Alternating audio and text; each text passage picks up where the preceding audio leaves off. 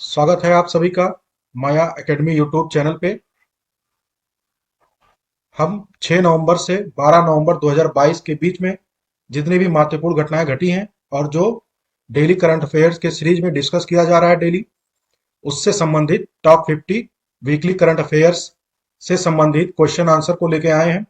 ये question answer आपके UPSC, UPPSC exam और जितने भी अदर स्टेट से संबंधित एग्जाम है उसके लिए मोस्ट इंपॉर्टेंट होंगे।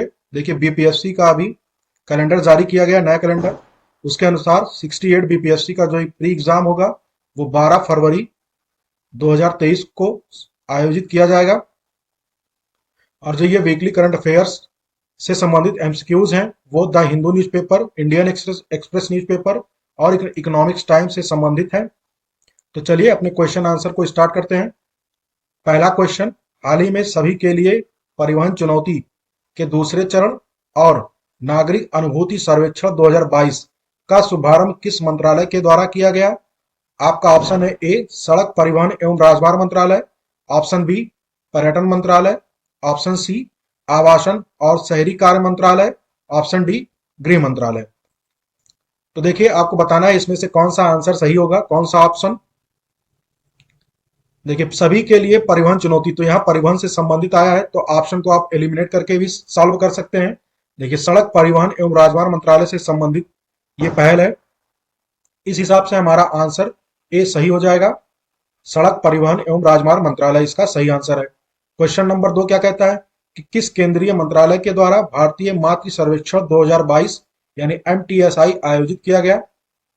आपका ऑप्शन है संस्कृति मंत्रालय, शिक्षा मंत्रालय, गृह मंत्रालय, सहकारिता मंत्रालय। हमारा आंसर जो होगा सी सही आंसर होगा, गृह मंत्रालय। गृह मंत्रालय ने अभी हाल ही में 576 भाषाओं में वीडियो फोटोग्राफी के साथ इस भारतीय मातृ सर्वेक्षण 2022 को आयोजित किया है। थर्ड हमारा क्वेश्चन है, 11 से 12 नवंबर 2022 को पीएम गति शक्ति मल्टी मॉडल जलमार्ग शिखर सम्मेलन 2022 का आयोजन किस शहर में हो रहा है? ऑप्शन है ए वाराणसी, बी अहमदाबाद, सी बेंगलुरु, डी नई दिल्ली।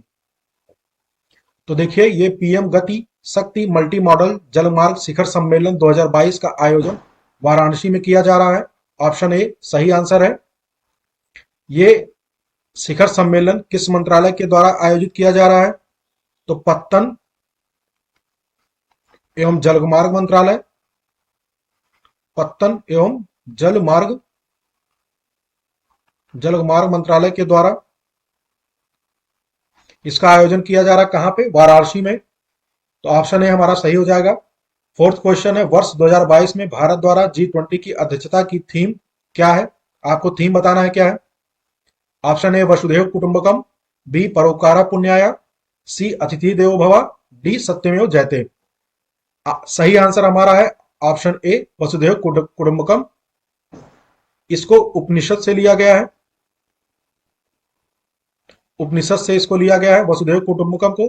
वसुधैव कुटुंबकम का अर्थ क्या होता है आप ये भी जान लीजिए। इसका मतलब होता है एक धरती, एक धरती, एक परिवार और एक भविष्य। वसुधैव कुटुंबकम का मतलब होता है एक धरती, एक परिवार, एक भविष्य। देखिए, प्रधानमंत्री नरेंद्र मोदी के द्वारा अभी हाल ही में G20 से संबंधित लोगो, थीम और वेबसाइट लॉन्च की गई है। ठीक है, तो इसके लोगों में क्या है? इसके लोगों में कमल के साथ, इसके लोगों में कमल के साथ पृथ्वी को भी जोड़ा दिखाया गया है। पांचवा क्वेश्चन है आपका, अटल न्यू इंडिया चैलेंज ANIC किस संस्थान की पहल है?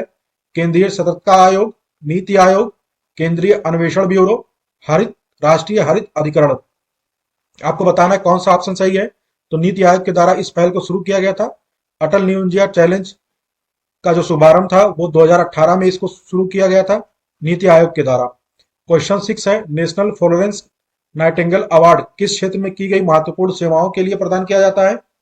ऑप्शन ए शिक्षा, बी नर्सिंग, सी विज्ञान, डी पत्रकारिता। तो देखिए, फ्लोरेंस नाइटिंगेल जो नर्सिंग से संबंधित थी, नर्स थी, तो इसलिए नर्सिंग के क्षेत्र में ये पुरस्कार दिया जाता है। राष्ट्रपति द्रौपदी मुर्मू द्वारा अभी उत्तराखंड की 2 महिलाओं को नर्सिंग के क्षेत्र में ये अवार्ड दिया गया। वो 2 महिलाएं कौन कौन सी है, ये भी आप नाम याद रखिए। पहली है शशिकला पांडे, शशिकला पांडे, और दूसरी है गंगा जोशी।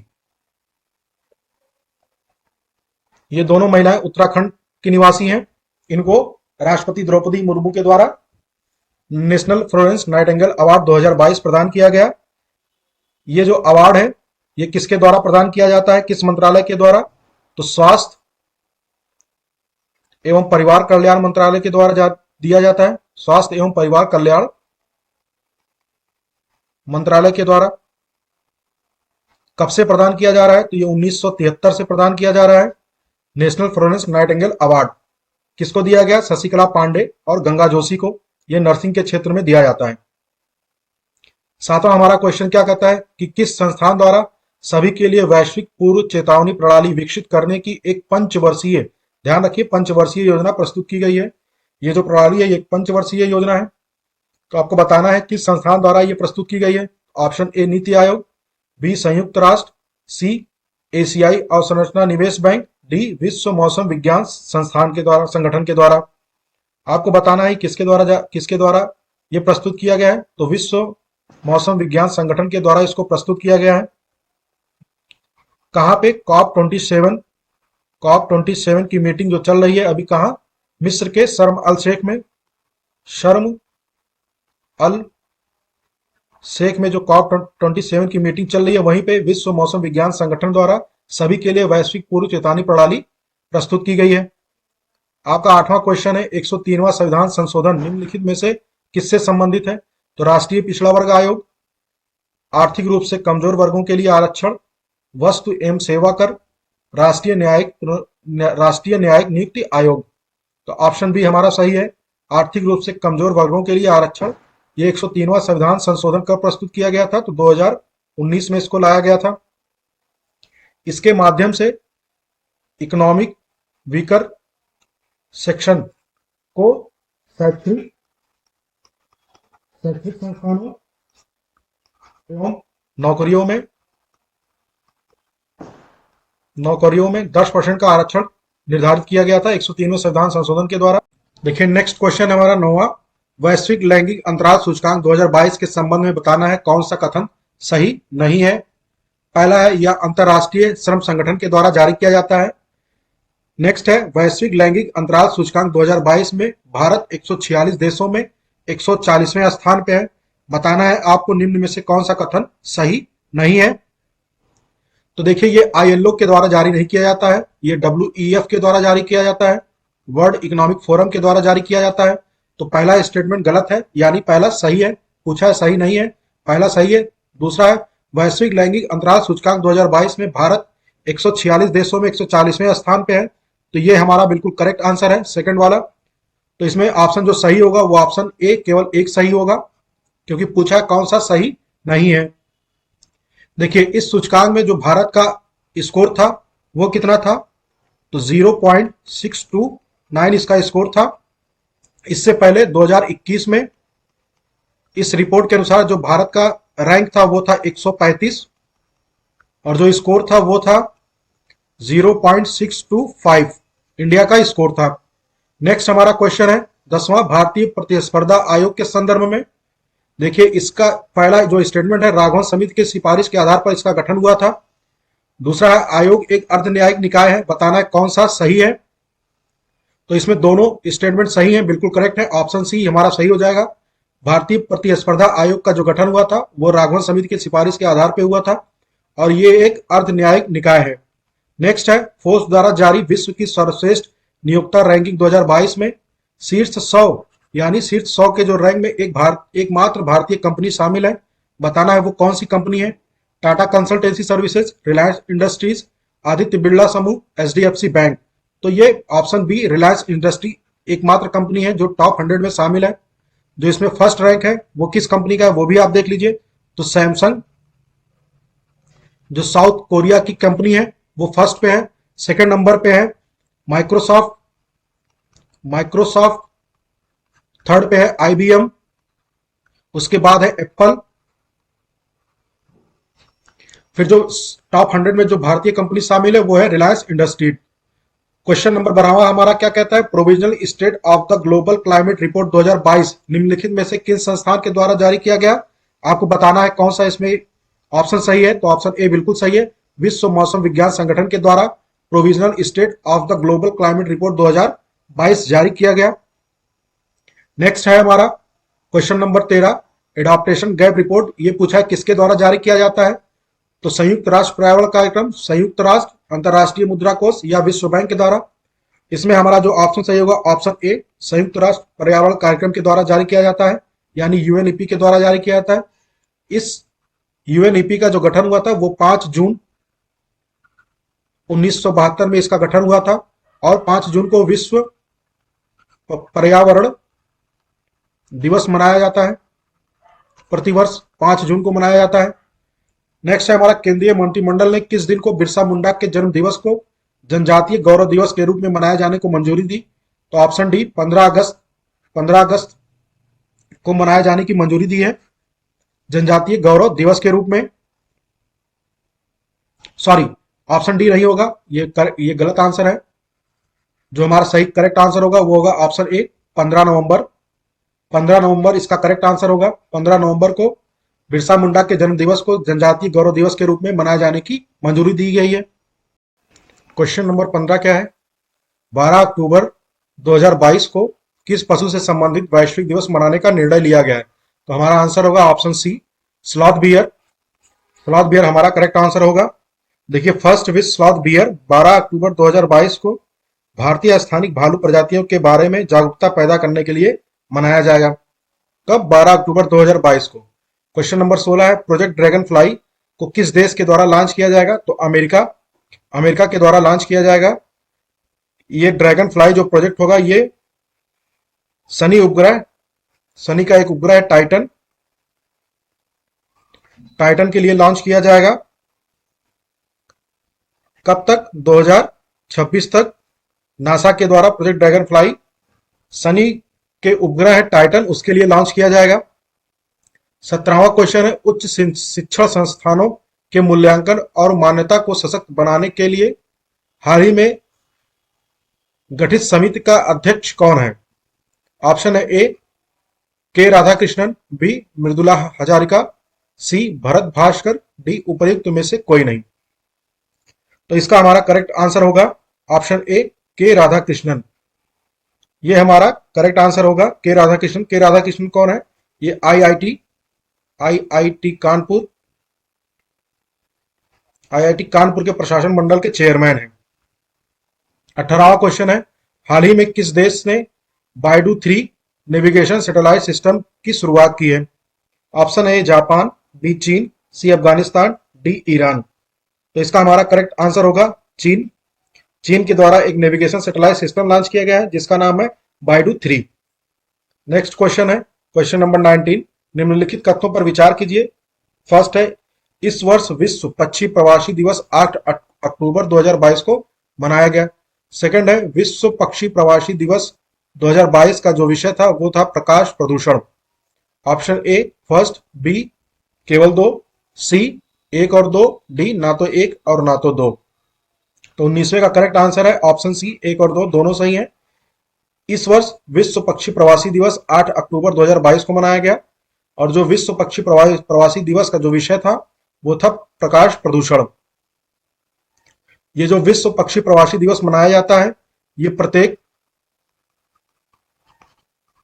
मई के दूसरे शनिवार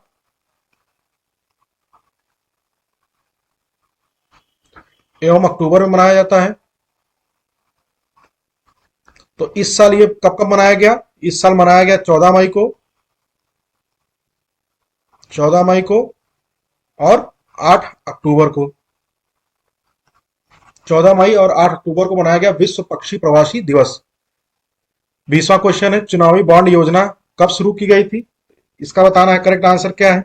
इसका करेक्ट आंसर होगा 2018 में चुनावी बॉन्ड योजना शुरू की गई थी। क्वेश्चन नंबर 21 क्या है, निम्नलिखित कथनों पर विचार कीजिए। फर्स्ट है, 103वें संविधान संशोधन अधिनियम 2019 के तहत मोस्ट इंपॉर्टेंट क्वेश्चन है ये आपका। ठीक है, तो इसमें पहला स्टेटमेंट क्या कहता है क्वेश्चन का, 103वें संविधान संशोधन अधिनियम 2019 के तहत अनुच्छेद 14 और 15 में संशोधन किया गया था। सेकंड क्या है, यह आर्थिक रूप से कमजोर वर्गों ईडब्ल्यूएस हेतु शिक्षण संस्थानों में प्रवेश और नौकरियों में आर्थिक आरक्षण के लिए है। तो आपको बताना है कि कौन सा स्टेटमेंट सही है। ऑप्शन है केवल एक, केवल दो, सी है केवल एक और दो, दोनों सही है, डी है ना तो एक ना तो दो। तो ये हमारा दोनों सॉरी, पहला स्टेटमेंट तो गलत है क्योंकि अनुच्छेद 15 नहीं है, अनुच्छेद आर्टिकल 15 और 16 में संशोधन किया गया था, ना कि 14 में संशोधन किया गया था, तो पहला स्टेटमेंट गलत है। दूसरा, आर्थिक रूप से कमजोर वर्गों के हेतु शिक्षण संस्थानों में प्रवेश और नौकरियों में आर्थिक आरक्षण के लिए है, तो ये सेकंड वाला ऑप्शन आपका सही है, बिल्कुल करेक्ट है, तो ऑप्शन हो जाएगा बी। नेक्स्ट है, संपूर्णानंद टेलीस्कोप निम्नलिखित में से किस राज्य में स्थित है। आपको बताना है किस राज्य में स्थित है, तो डी होगा, उत्तराखंड राज्य में स्थित है। देखिए अभी चर्चा में इसलिए रहा है क्योंकि इसने 50 साल सफलतापूर्वक पूरे कर लिए हैं। ये कहाँ स्थित है, तो उत्तराखंड में एक चोटी है, मनोरा चोटी, वहीं पे स्थित है संपूर्णानंद टेलीस्कोप, जिसने अभी हाल ही में 50 साल पूरे किए हैं। 23वां क्वेश्चन है, निम्नलिखित में से किस जयंती को राष्ट्रीय शिक्षा दिवस के रूप में मनाया जाता है। ऑप्शन है Maulana Abul Kalam Azad, B Sarvepalli Radhakrishnan, D APJ Abdul Kalam, D M Visvesvaraya. तो बताना है कौन सा ऑप्शन सही है, तो ऑप्शन ए बिल्कुल सही है, मौलाना अबुल कलाम आजाद। नेक्स्ट है 24वां क्वेश्चन, हाल ही में प्रधानमंत्री द्वारा दक्षिण भारत की पहली वंदे भारत ट्रेन का निम्नलिखित में से किन दो शहरों के लिए हरी झंडी दिखाकर उद्घाटन किया गया। ए ऑप्शन है मैसूर बेंगलुरु के बीच में, बी है बेंगलुरु चेन्नई, सी है चेन्नई तिरुवनंतपुरम, डी है वेल्लोर से चेन्नई के बीच में। तो आपको बताना है कौन सा आंसर इसमें से सही होगा, तो हमारा आंसर है ए मैसूर से बेंगलुरु के बीच में। नेक्स्ट क्वेश्चन है, किस देश द्वारा महिला विश्व मुक्केबाजी चैंपियनशिप 2023 की मेजबानी की जाएगी। आपको बताना है किसके द्वारा, चीन, तुर्की, भारत और या उज्बेकिस्तान। तो 25वें का हमारा आंसर होगा ऑप्शन ए, चीन के द्वारा, चीन के द्वारा किया जाएगा महिला विश्व मुक्केबाजी चैंपियनशिप 2023 की मेजबानी। नेक्स्ट देखते हैं कौन सा क्वेश्चन है, एससी एसटी पिछड़ा वर्ग ओबीसी और आर्थिक रूप से कमजोर वर्गों के लिए 77% आरक्षण देने के प्रस्ताव को मंजूरी किस राज्य सरकार द्वारा प्रदान की गई। आपको बताना है कौन सा क्वेश्चन, कौन सा आंसर इसमें से सही है, छत्तीसगढ़, झारखंड, उड़ीसा, आंध्र प्रदेश। करेक्ट आंसर होगा ऑप्शन बी, झारखंड। 27वां मध्य पूर्व हरित पहल किस देश द्वारा लॉन्च किया गया था। ऑप्शन ए संयुक्त अरब अमीरात, बी सऊदी अरब, सी ईरान, डी तुर्की। तो 27वें का बताना है मध्य पूर्व हरित पहल किस देश के द्वारा लॉन्च किया गया है। 27वें का करेक्ट आंसर होगा सऊदी अरब, सऊदी अरब के द्वारा ये लॉन्च किया गया था। नेक्स्ट हमारा है, हाल ही में 22वें विधि आयोग का अध्यक्ष किसे नियुक्त किया गया है। ए ऋतुराज अवस्थी, बी सुभाष सिन्हा, सी मेनका गांधी, डी मंजुला शर्मा। तो इसका करेक्ट आंसर है ऑप्शन ए, ऋतुराज अवस्थी। ये भी आपका इंपॉर्टेंट क्वेश्चन है, विधि आयोग का अध्यक्ष किसे नियुक्त किया गया है, ऋतुराज अवस्थी को। नेक्स्ट है, भारत ने हाल ही में किस देश के साथ युवा शोधकर्ताओं का सप्ताह 2022 कार्यक्रम आयोजित किया गया। आपको बताना है भारत के साथ और कौन सा देश इसमें शामिल था, तो इसमें शामिल था जर्मनी, भारत के साथ जर्मनी शामिल था, जिसके साथ युवा शोधकर्ताओं का सप्ताह 2022 मनाया गया। नेक्स्ट है, दादा साहब फाल्के पुरस्कार से संबंधित, इस पुरस्कार की स्थापना 1969 में की गई थी। यह पुरस्कार सूचना प्रसारण मंत्रालय के तत्वाधान में प्रदान किया जाता है। ऑप्शन है आपका केवल एक, केवल दो, एक और दो, दोनों, ना तो एक ना तो दो। बताना कौन सा ऑप्शन इसमें सही है, तो इसमें दोनों ऑप्शन सही है।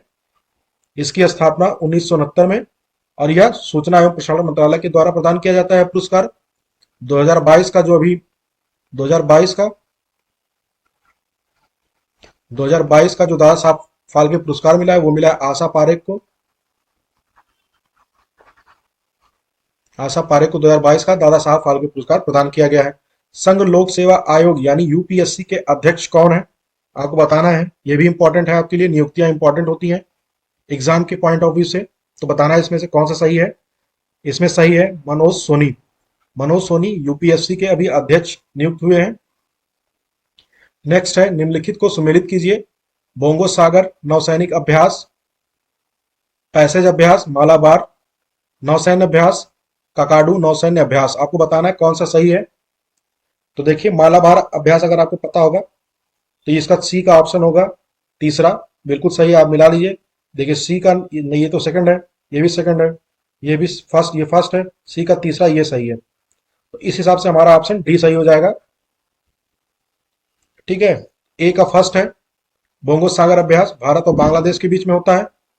बी पैसेज अभ्यास भारत और वियतनाम के बीच में होता है।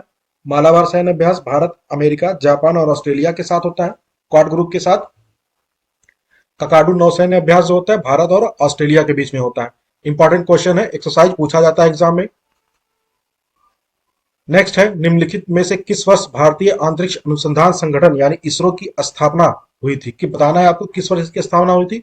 1962, 1965, 1969, 1972। ये इंपॉर्टेंट क्वेश्चन है। ठीक है, इसकी स्थापना कब हुई थी आपको ये बताना है। ये हुआ था 1969 में इसकी स्थापना हुई थी। इस समय जो इसरो के करंट चेयरमैन है वो कौन है? इसरो के चेयरमैन, उनका नाम है एस सोमनाथ। जो इसरो के चेयरमैन है उनका नाम है एस सोमनाथ। इसकी स्थापना 1969 में हुई थी। अंतरराष्ट्रीय पुस्तक मेले का आयोजन निम्नलिखित में से किस देश में किया जा रहा है? अंतरराष्ट्रीय पुस्तक मेले के बारे में पूछ रहा है। 34वां क्वेश्चन है, संयुक्त अरब अमीरात, मिस्र, सऊदी अरब और इराक। बताना है कौन सा इसमें ऑप्शन सही है। तो ऑप्शन ए संयुक्त अरब अमीरात सही है। इस वर्ष इस मेले की जो थीम थी वो भी जान लीजिए क्या थी। Spread spread the word. इस वर्ष विश्व पुस्तक मेले की जो अंतरराष्ट्रीय पुस्तक मेले की थीम थी वो थीम थी स्प्रेड द वर्ड। नेक्स्ट है, मैग्रो अलायंस फॉर क्लाइमेट निम्नलिखित में से कौन सा देश शामिल नहीं है इस अलायंस में? इसका गठन COP27 में किया गया था। देखिए COP27 कहाँ हो रहा है? तो मिस्र में आयोजित हो रहा है, शर्म अल शेख शहर में। ए है भारत, बी चीन, संयुक्त अरब अमीरात, इंडोनेशिया। आपको बताना है इनमें से कौन शामिल नहीं है। तो शामिल नहीं है, चीन शामिल नहीं है, इसमें भारत शामिल है, संयुक्त अरब अमीरात शामिल है, इंडोनेशिया शामिल है, श्रीलंका है, स्पेन है, ऑस्ट्रेलिया है, ऑस्ट्रेलिया शामिल है और जापान शामिल है इसमें। संयुक्त राष्ट्र जलवायु शिखर सम्मेलन COP27 की बैठक कहाँ आयोजित हो रही है? देखिए मोस्ट इंपॉर्टेंट क्वेश्चन है, COP27 का आयोजन कहाँ हो रहा है? तो ए शर्म अल शेख, बी बीजिंग, सी ग्लासगो या डी पेरिस। ऑप्शन ए शर्म अल शेख अभी ऊपर बताया गया है। नेक्स्ट है, मधुमक्खी की नई प्रजाति एपिस कैरिजोडियन की खोज भारत के किस स्थान से की गई है? ए पूर्वी घाट, बी पश्चिमी घाट, सी जम्मू कश्मीर या डी असम। आपको बताना है कहाँ खोजी गई है। तो ये डेली करंट अफेयर्स के जो सीरीज आता है उसमें आपको बताया गया है एपिस कैरिजोडियन के बारे में डिटेल से। तो ऑप्शन बी पश्चिमी घाट में पाया गया। हाल ही में चर्चा में रहा नोआ खाखोका बांध किस देश में स्थित है? रूस, इजराइल, भारत या यूक्रेन में? यूक्रेन में स्थित एक, यूक्रेन का एक प्रांत है खारसेन प्रांत, खारसेन प्रांत में ही स्थित है नोआ खाखोका बांध। तो ये यूक्रेन में स्थित है। ऑप्शन सी हमारा सही है। 39वां क्वेश्चन, चर्चा में रहा मोराबी ब्रिज किस नदी पर स्थित है? देखिए मोराबी ब्रिज अभी चर्चा के विषय रहा है, तो इससे संबंधित क्वेश्चन एग्जाम में आ सकते हैं। ए है नर्मदा, बी ताप्ती, सी माहू, डी लूनी। तो बताना है कौन सी नदी पर स्थित है। तो हमारा आंसर हो जाएगा सी, महू नदी पर स्थित है। मोराबी ब्रिज जब दुर्घटनाग्रस्त हुआ था तो लगभग उससे उसमें 140 लोगों की मृत्यु हो गई थी। क्वेश्चन नंबर 40 है, राष्ट्रीय अपराध रिकॉर्ड ब्यूरो एनसीआरबी द्वारा जारी रिपोर्ट के अनुसार महिलाओं के खिलाफ अपराध की उच्चतम दर निम्नलिखित में से किस राज्य में है? ए राजस्थान, बी हरियाणा, सी उड़ीसा या डी असम। आपको बताना है कौन सा इसमें सही है। राजस्थान, हरियाणा, उड़ीसा या असम। तो हमारा आंसर होगा 40वें का डी असम। नेक्स्ट है, निम्नलिखित में से किसे अरब सागर की रानी कहा जाता है? बताना है आपको अरब सागर की रानी किसे कहा जाता है। ए लक्षद्वीप, बी कांडला, सी कोचीन, डी सूरत। तो इसका ऑप्शन होगा ऑप्शन सी कोचीन, जिसे अरब सागर की रानी कहा जाता है। 42वां हम देश में अप्रैल 2023 में आयोजित होने वाले खेलो इंडिया नेशनल यूनिवर्सिटी गेम्स कहां पर होगा? ये मोस्ट इंपॉर्टेंट क्वेश्चन है आपके यूपीपीएससी एग्जाम के लिए। तो ये उत्तर प्रदेश में आयोजित होगा। नेक्स्ट है हमारा निम्नलिखित में से किसकी नियुक्ति राज्य के राज्यपाल द्वारा नहीं की जाती है? ये राज्य इस समय राज्यपाल काफी चर्चा चर्चा में रहा है। तो राज्यपाल से संबंधित प्री में आपसे एक या दो क्वेश्चन जरूर पूछे जाएंगे, इसीलिए इसमें राज्यपाल से संबंधित क्वेश्चन को इसमें शामिल किया गया है। आपको बताना है कि राज्यपाल किसकी नियुक्ति नहीं करता है। पहला है राज्य निर्वाचन आयुक्त, बी है राज्य लोक सेवा आयोग के अध्यक्ष और सदस्यों की नियुक्ति, सी राज्य के महाधिवक्ता की नियुक्ति, डी राज्य विश्वविद्यालय के चांसलर की नियुक्ति। देखिए, राज्य निर्वाचन आयुक्त की तो नियुक्ति करता है आर्टिकल 243 के अनुसार। संघ लोक सेवा आयोग के अध्यक्ष की भी नियुक्ति करता है। किस अनुच्छेद के अनुसार करता है आपको यह बताना है कमेंट बॉक्स में, हालांकि मैं बता दे रहा हूं। 316 अनुच्छेद 316 के तहत राज्य लोक सेवा आयोग के अध्यक्ष और सदस्यों की नियुक्ति राज्यपाल के द्वारा की जाती है। राज्य के महाधिवक्ता की जो नियुक्ति की जाती है वो 165 अनुच्छेद 165 के तहत की जाती है। जबकि राज्य विश्वविद्यालय का जो चांसलर होता है वो गवर्नर या राज्यपाल खुद होता है। वो राज्यपाल राज्य विश्वविद्यालय का चांसलर होता है, जबकि राज्यपाल के द्वारा वाइस चांसलर यानी उप कुलपति की नियुक्ति की जाती है। वीसी की नियुक्ति राज्यपाल के द्वारा की जाती है। तो इस हिसाब से हमारा ऑप्शन डी सही होगा। राज्य का राज्यपाल संविधान के किस अनुच्छेद के तहत अध्यादेश जारी कर सकता है? अनुच्छेद 123, अनुच्छेद 213, अनुच्छेद 165 या अनुच्छेद 124। देखिए 123 तो यह है राष्ट्रपति, 123 के तहत राष्ट्रपति अध्यादेश जारी कर सकता है। 165 अभी ऊपर बताया है राज्य के महाधिवक्ता की नियुक्ति से संबंधित है, और अनुच्छेद 124 ये सुप्रीम कोर्ट से संबंधित है। तो इस हिसाब से हमारा आंसर एक ही बचता है, ऑप्शन बी ये सही होगा।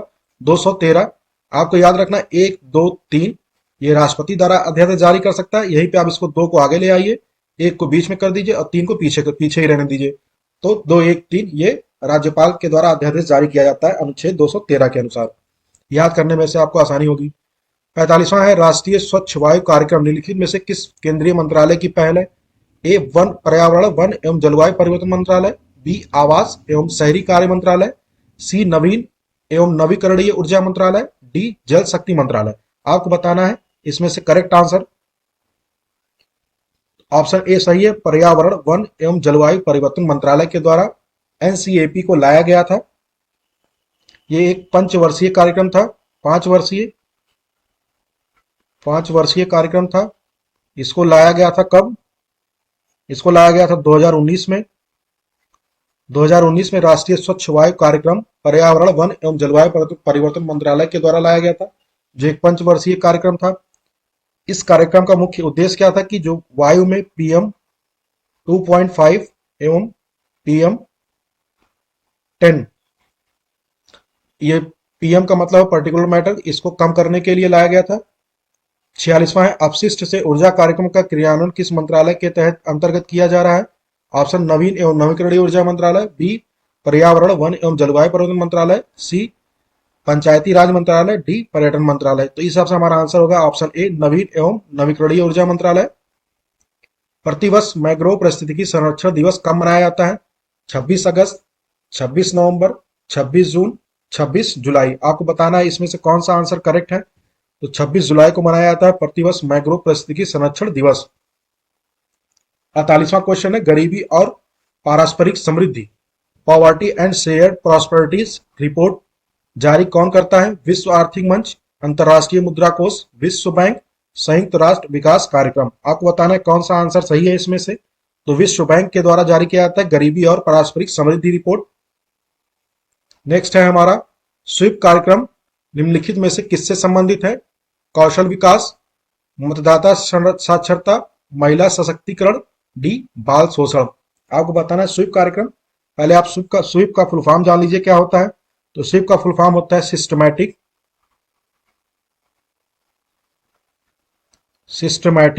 Voters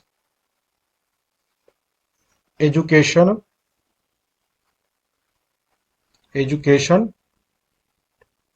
electoral participation.